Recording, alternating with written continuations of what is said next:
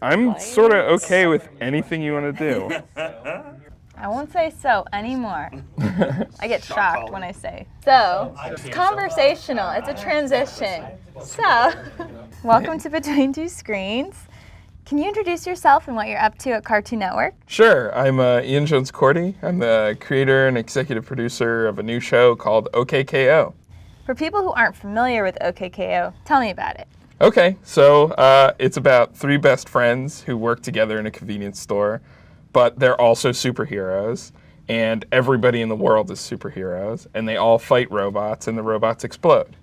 What do you do to get jump-started creatively? Oddly, I haven't really had an exact problem like that, because sort of the way that we set up the show is when you give your idea to someone else, it basically like multiplies like the strength of that idea. And so at any given time, like even if I don't have anything, I know there's at least like 10 or 20 people who all have great ideas. And eventually the thing just starts to live on its own. And so if I'm hitting that wall, I can always just take a step back and listen to someone else. Do you have a favorite medium? For me, animation is just like the best. It's like an incredible medium that, you know, since its inception, it's something that has had like this boundless freedom, and people have tried to keep it at arm's length because they know how powerful it is. I think there's something about the bridge that you can build with images that's like very important, and it's why we live in a world where we're constantly surrounded by icons and logos and iconography that instill like this very like heavy feeling inside of us like all the time. And I think cartoons have a lot of that power. And I think, you know, we're only really just like getting to understand how powerful that is. What are some of the favorite things that have been added to your concept since you've kind of handed over the product baby to other people? It's bad when people are protective of ideas because ideas are just ideas. You can have like 20 ideas before you eat breakfast. Like, who cares? It's just an idea.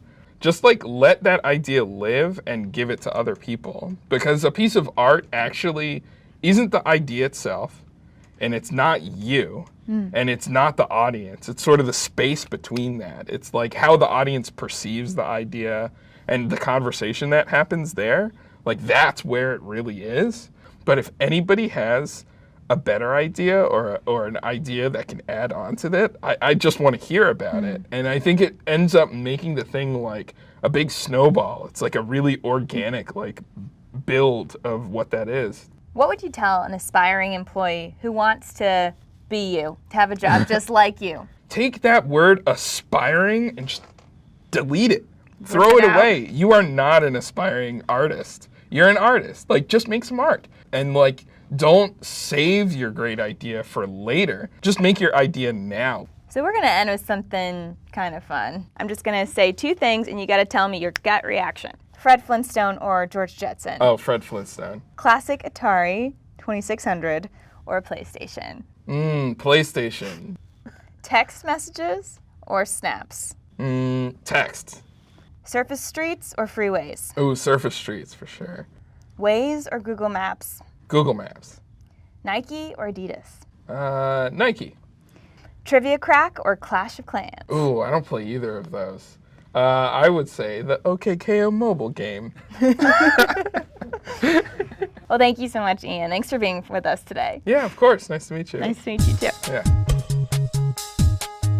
We could just end this interview right now, and I would be inspired for the next year.